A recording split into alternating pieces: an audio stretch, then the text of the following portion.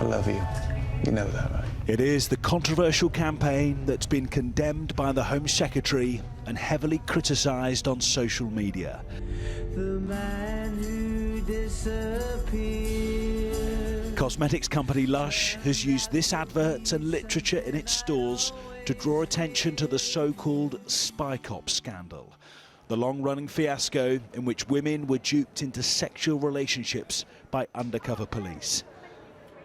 One of its victims was Jackie, an animal rights activist in the 1980s. She is the only person to have had a baby with an officer. Today, Jackie says she's horrified that Lush cited her case in its publicity but didn't consult her. She's asked us to conceal her identity. I'd rather give my evidence to a judge-led public inquiry through the normal channels than a shop that sells face cream. As a vegan, I have always used Lush products, but I don't think they've really taken, well, certainly with my rights, they don't seem to be worried about them. And I would have liked the choice. That's the big thing. I would have liked the choice to know whether to be able to say, either directly or via my lawyer, I do not want to take part in this. Whilst not naming her, Lush's website refers to an officer having a child with an activist.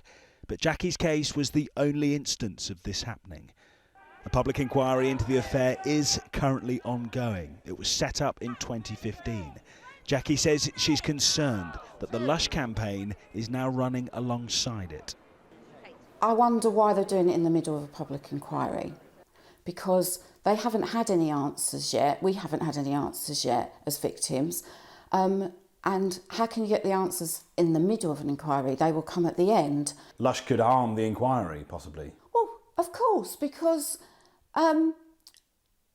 we don't know what the answers or what's going to come out of it. So it's not they're calling for an inquiry. They've got an inquiry.